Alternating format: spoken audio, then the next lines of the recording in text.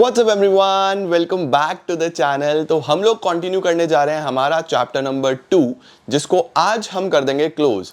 Last class में हमने बहुत सारे इंपॉर्टेंट डिफरेंसेस पढ़े थे, intermediate good, final good, capital good, consumption good, उसके साथ साथ और बेसिक कॉन्सेप्ट्स भी कवर किए थे। आज इसको कंप्लीट करते हैं and then will move forward towards the numerical part of national income, जो कि बहुत इंपॉर्टेंट होने वाला है। आइए जल्दी से, आज छोटा सा वीडियो रहेगा और जल्दी से हमारे बचे हुए कॉन्सेप्ट्स हो जाएंगे समाप्त। चलिए let's begin.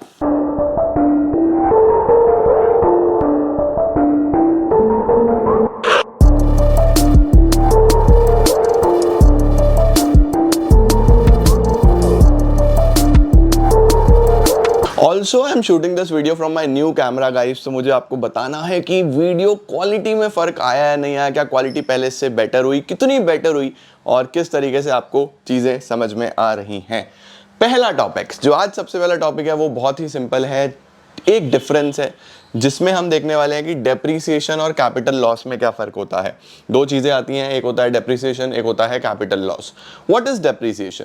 देखो, डेप्रीसिएशन होता है कोई भी एसेट हो, आपका कोई भी एसेट, मेरे लिए कैमरा या मेरा पुराना वाला कैमरा ले लो, वो बेसिकली यूज करते करते करते करते उसका वैल्यू क्या होता गया था, कम होता गया था, तो मुझे नया लेना पड़ा, है ना। ऑल्दो वो भी सेल ऑफ हो गया, वो भी बेच दिया मैंने, तो वो कम वैल्यू में बिका, तो वैल्यू कम होती गई होती गई होती गई होती गई, इसी को डेप्रिसिएशन बोलते हैं। वहीं पे अगर वही कैमरा गिर जाता, टूट जाता, डिस्ट्रॉय हो जाता, तो वो मेरा डेप्रिसिएशन नहीं था, वो मेरा कैपिटल लॉस था। पुराना कैमरा पुराना जरूर हो रहा था, बट काम नहीं रुक रहा था, उससे काम चल रहा था। ये तो मेरी इंटरनल अर्ज थी कि मैं बेटर करूं, तो मैंने रिप्लेस करा, अदरवाइज वो चल रहा था अच्छा, है ना। तो डेप्रिसिएशन से काम नहीं रुकता है, लेकिन अगर टूट जाए, चोरी हो जाए, खराब हो जाए, काम रुक जाएगा। तो एक चीज से काम रुक जाता है, दूसरी चीज से काम नहीं रुकता है ना। एक बेसिकली हमारे लिए एक बहुत ही जेन्युइन सी चीज है जो होगी, हमेशा ही होगी, और कैपिटल लॉस जरूरी नहीं है कि हमेशा हर किसी को देखने को मिले। तो क्या है, देखो, depreciation refers to fall. Fall का मतलब कम होना। Value of fixed assets, fixed assets हमारे पास जितने भी एसेट्स आप देखते हो, चाहे वो मशीनरी हो, कोई फर्नीचर हो, कोई भी एसेट आप लेते हो, due to normal wear and tear, यानी यूज करते हो तो खराब होता है, पैसेज ऑफ टाइम, समय बीतता है तो भी चीजों की वैल्यू कम होती है, और एक्सपेक्टेड ऑब्सोलेसेंस। ऑब्सोलेसेंस का मतलब होता है नया टेक्नोलॉजी आ जाना। जब भी नई टेक्नोलॉजी आती है तब भी पुरानी टेक्नोलॉजी की वैल्यू कम होती चली जाती है। इसके बाद it is also known as current replacement cost. इसके दूसरे नाम हैं current replacement cost, replacement cost of fixed capital, consumption, capital consumption allowance, and even consumption of fixed capital भी इसको बोलते हैं, कंजम्पशन ऑफ फिक्स्ड कैपिटल। तो हमारे पास जो डेप्रिसिएशन है उसके अलग अलग नाम हो सकते हैं। What is a capital loss? Capital loss किसको बोलेंगे? It refers to loss in the value of fixed asset due to unforeseen obsolescence, natural calamities, theft, accidents. कुछ भी हो सकता है, हमारे पास लॉस ही हो गया, फिक्स्ड एसेट खत्म ही हो गया। फिक्स्ड एसेट्स किस वजह से? कोई भी नेचुरल कैलेमिटी आई, थेफ्ट आया, चोरी यानी एक्सीडेंट हुआ, कुछ भी हुआ, एसेट ही खत्म हो गया। अब देखो, डेप्रीसिएशन के लिए हम प्रोविजन बना के चलते हैं। प्रोविजन बनाने का मतलब कि हमारे दिमाग में वो हमेशा से होता है कि वैल्यू कम हो रही है, तो हम उस चीज़ की पहले से तैयारी करके रखते हैं, राइट। जबकि कैपिटल लॉस कुछ नहीं पता होता कब हो जाए, तो इसकी ऐसी कोई तैयारी नहीं होती, ये बस हो जाता है। तो लिखा हुआ है no such provision is made in case of capital loss. It doesn't hampers the production process. ये मैंने आपको बताया, ये प्रोडक्शन प्रोसेस को हैम्पर नहीं करता है, चलता रहता है, क्वालिटी कम हो जाता है लेकिन चलता रहता है, और ये तो रोक ही देता है। It hampers the production process. Screenshot लो जल्दी से, आओ जी। डेप्रिसिएशन के क्या क्या कारण होते हैं ये भी हमने डिस्कस किया। Normal wear and tear, wear and tear का मतलब आप यूज करोगे तो मशीनें खराब होंगी यार, वैल्यू कम होगा उनका, है ना। पैसेज ऑफ टाइम, जैसे जैसे समय बीतता है वैसे वैसे भी वैल्यू कम होती चली जाती है। आप कोई नई गाड़ी लाके अपने घर में खड़ी कर दो, 1 साल 2 साल 3 साल यूज मत करो, 3 साल बाद उन्हें निकालोगे तब भी बेचने जाओगे तो वैल्यू कम हो जाएगी। पैसेज ऑफ टाइम, जैसे जैसे समय बीतता है वैल्यू कम होती है। तीसरा, एक्सपेक्टेड ऑब्सोलेसेंस। एक्सपेक्टेड ऑब्सोलेसेंस का क्या मतलब होता है? टेक्नोलॉजी चेंज हो जाना, इस तरीके की चेंजेस आना। तो ये हमारे पास सारे के सारे 3 कारण होते हैं डेप्रिसिएशन के। डेप्रिसिएशन के अदर नेम्स मैं आपको बता चुका हूँ, स्क्रीनशॉट लेना है जल्दी से ले लो। अब आता है बच्चे, what do you understand by the term investment? Investment का मतलब क्या होता है? तो इकोनॉमिक्स में हम सिंपली ये बोलते हैं कि इकोनॉमी में जब भी कैपिटल एसेट्स बढ़ेंगे, जब भी कोई कैपिटल एसेट्स, और कैपिटल एसेट कोई लैंड है, कोई बेसिकली हॉस्पिटल बन रहा है, कोई स्कूल बन रहा है, कॉलेज बन रहा है, कोई भी कैपिटल एसेट में एडिशन हो रहा है, उसको हम क्या बोलते हैं? इन्वेस्टमेंट बोलते हैं। तो व्हाट इज इन्वेस्टमेंट? इन्वेस्टमेंट, जिसका दूसरा नाम कैपिटल फॉर्मेशन भी है, it refers to addition to the capital stock of the economy. दो तरीके का हो सकता है, एक को हम ग्रॉस बोलते हैं, एक को हम नेट बोलते हैं। ग्रॉस किसको बोलते हैं? ग्रॉस बोलते हैं बच्चे इंक्लूडिंग डेप्रीसिएशन, और नेट बोलते हैं एक्सक्लूडिंग डेप्रीसिएशन। सर इसका क्या मतलब है? इसका मतलब है कि फॉर एग्जाम्पल आपने कोई बिल्डिंग ली है, ठीक है, वो बिल्डिंग की वैल्यू है बेसिकली सपोज 50 लाख रुपए, तो 50 लाख इसकी ग्रॉस वैल्यू है। इन्वेस्टमेंट तो आपने करा ही है ना। अब 10 साल बाद इस बिल्डिंग की वैल्यू कम होगी ही होगी। अब do not gate confused with की वैल्यू तो बढ़ती है बेटा, बिल्डिंग एक ऐसी चीज है जिसका वैल्यू कम होगा। लैंड का वैल्यू बढ़ता है, जमीन की वैल्यू बढ़ती है। आपकी जो ईंटें हैं, आपका जो वो पूरा जो स्ट्रक्चर है, स्ट्रक्चर की वैल्यू कम होती है समय के साथ, वो मेंटेनेंस मांगता है, रिपेयर मांगता है, समझे? तो बिल्डिंग मैं बोलूं अगर कि अब 40 लाख हो गई है 10 साल बाद, तो ये इसकी नेट वैल्यू है।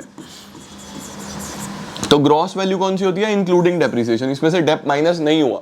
नेट वैल्यू कौन सी होती है? एक्सक्लूडिंग डेप्रिसिएशन, इसमें से डेप्रिसिएशन माइनस हो चुका है। तो हम ये भी बोलते हैं कि अगर आप ग्रॉस वैल्यू में से डेप्रिसिएशन माइनस कर दोगे तो आप नेट वैल्यू पे आ जाओगे। ये अपने पास लिख लेना है ना। जैसे आपने कोई गाड़ी ली तो वो ग्रॉस वैल्यू पे होगी, उसका डेप्रिसिएशन हटाओगे तो उसकी नेट वैल्यू आ जाएगी, समझे? तो ग्रॉस वैल्यू कौन सी होती है?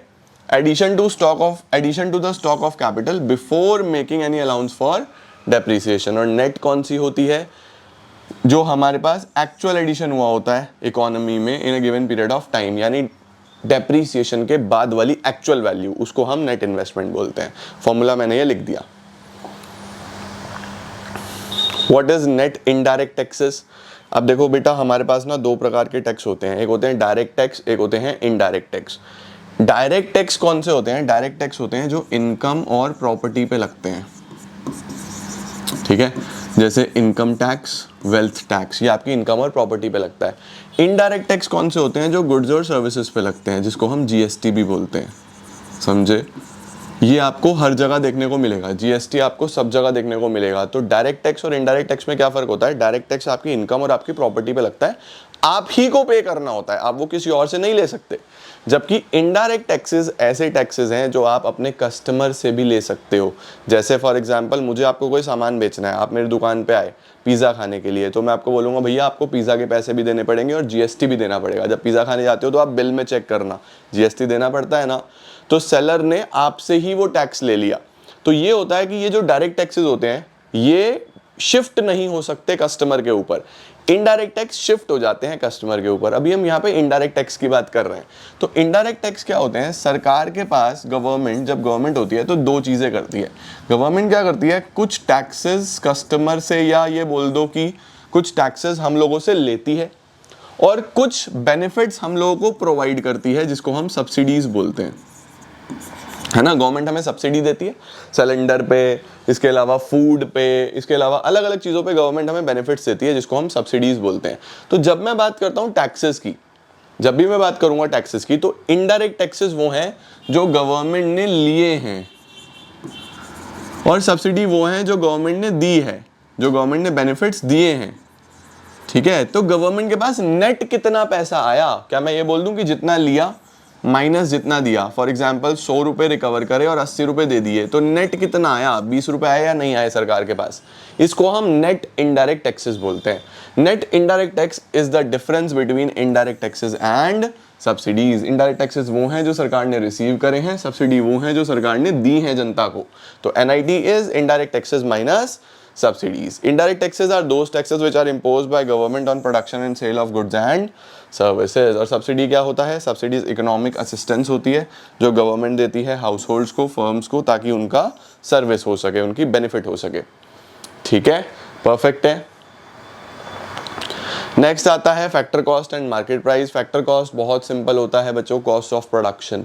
जितना भी खर्चा आके किसी भी चीज़ का प्रोडक्शन हुआ है उसको हम फैक्टर कॉस्ट बोलते हैं। फॉर एग्जांपल मैंने ये पेन बनाया 8 रुपये में, अब जब मैं इसको बेचने जाऊंगा तो मैं 8 भी लूंगा आपसे और आपसे टैक्सेस भी लूंगा, मैंने बताया ना, क्योंकि मुझे इसके बेचने पे सरकार को टैक्स देना पड़ेगा जिसको जीएसटी बोलते हैं। तो मैं जब बेचने जाऊंगा मैं आपसे इसका कॉस्ट भी लूंगा और इसका टैक्सेस भी आप ही से ले लूंगा। तो फैक्टर कॉस्ट क्या है? It is the cost of production. इसमें अगर मैं जीएसटी जोड़ दूं तो वो इसका मार्केट प्राइस बन जाएगा, बनेगा या नहीं बनेगा? तो क्या बोलते हैं? Factor cost refers to amount paid to the factors of production for their contribution, and market price क्या होता है? It is the price at which product is actually sold in the market. तो मार्केट प्राइस पे अगर आपको जाना है, देखो मैं आपको ये भी बता देता हूँ, ऑल्दो हम ये फॉर्मूलाज बड़े डिटेल में पढ़ने वाले हैं अगली क्लास में, बट फिर भी आपको बता देता हूँ। फैक्टर कॉस्ट में, इसके कॉस्ट में अगर मैं टैक्सेस ऐड कर दूं, इनको हम NIT बोलते हैं, नेट इनडायरेक्ट टैक्सेस, तो अल्टीमेटली मार्केट प्राइस पे पहुंच जाऊंगा जितने का मैं सामान बेच रहा हूं। अब कुछ बच्चे सोच रहे होंगे भैया इसमें प्रॉफिट भी तो जोड़ेंगे हम। बेटा प्रॉफिट इसके अंदर हम कंसिडर करके चलते हैं कि ऑलरेडी है, ठीक है। इकोनॉमिक्स में अलग से प्रॉफिट की कोई वैल्यू नहीं होती, इकोनॉमिक्स में हम सिर्फ फैक्टर कॉस्ट ही कंसिडर करते हैं। Factor cost plus taxes is market price, ठीक है। Market price it refers to a price at which product is actually sold in the market.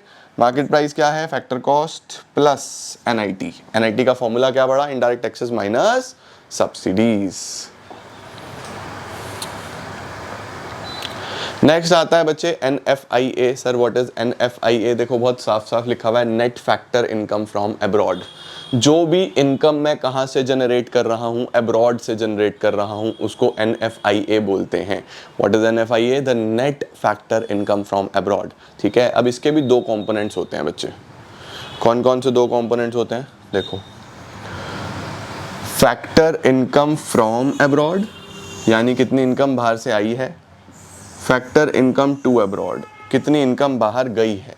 What is factor income from abroad? The income earned by the normal residents of a country from rest of the world। यानी हमारे देश में जितने भी लोग रह रहे हैं, मैं इंडिया की बात करूँ तो इंडिया में जितने भी लोग रह रहे हैं, उन्होंने बाहर से जितना भी पैसा कमाया है वो सब फैक्टर इनकम फ्रॉम अब्रॉड में आएगा। वो कैसे कमाया होगा? कुछ वेजेस ली होंगी, सैलरी ली होगी, रेंट लिया होगा, इंटरेस्ट लिया होगा, किसी भी फॉर्म में पैसा कमाया है बाहर से, तो फैक्टर इनकम फ्रॉम अब्रॉड है। और अगर हमने यहाँ से कुछ पे किया है बाहर, भाई अगर हम यहाँ बैठ के बाहर वालों से कमा सकते हैं तो बाहर वाले भी तो वहाँ बैठ के हमारे से कमा रहे हैं, तो यहाँ से पैसा बाहर गया तो factor income to abroad. It is a factor income paid to the normal residents of other countries that is non resident for their services. ठीक हो गया या नहीं हो गया? तो ये हमारे पास आता है फैक्टर इनकम टू अब्रॉड। सही। अब सपोज हमारे पास 100 रुपये आए और 40 रुपये चले गए, तो नेट तो हमने 60 कमाया ना, इसी को बोलते हैं net factor income from abroad.